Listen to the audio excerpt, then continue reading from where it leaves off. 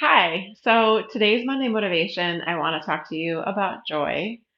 This has been a topic that's come up in a bunch of different conversations lately, including recently on a podcast I recorded with Black Boomer Besties from Brooklyn. So shout out to them. But I think especially just, women in the perimenopausal journey, kind of maybe you're the peaking in your career, you have children who are kind of becoming less dependent on you, or depending on where you are falling.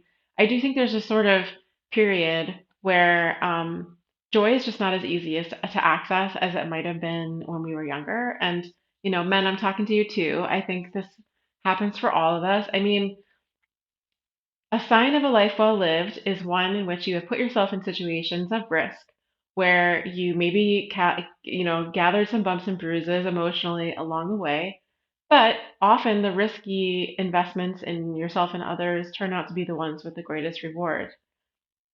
But then because of that, we learn things about the world that maybe change our perspective, make us less naive, make us more in tune with the ways in which the world could be better, could be different, other people could be better, could be different. And so I think joy becomes a practice.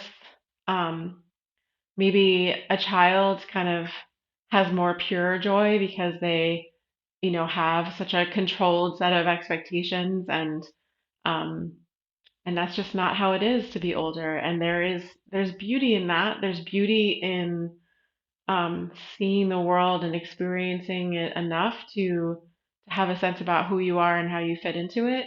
But I do think it means that joy becomes a thing it's like a muscle that you work, um, just like anything else, just like mindfulness, just like stress resilience. Um, it's a thing we have to practice. So I find, there are certain ways that you can access more joy. Um, and I think they do vary for different people. Of course, you're not going to be surprised to hear that for me, one of the main ways I make steps to find more joy is through movement.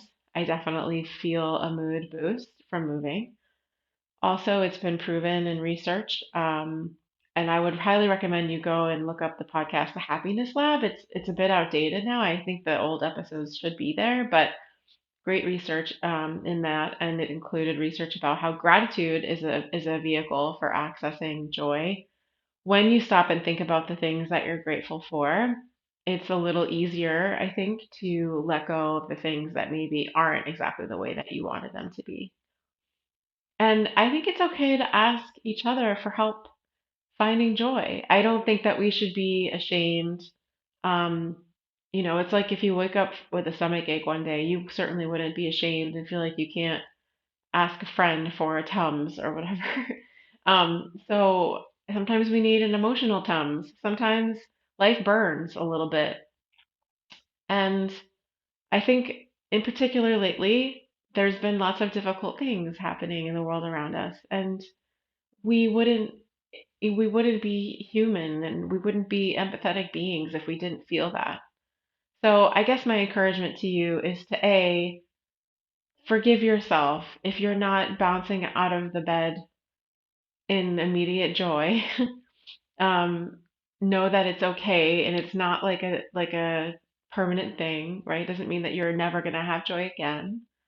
Experiment with different ways in which you find joy, um, and see what they can be, and make as much time to practice joy, practice achieving and striving for joy, as you would practice achieving a new movement goal, or any goal for that matter. I think it's worth it.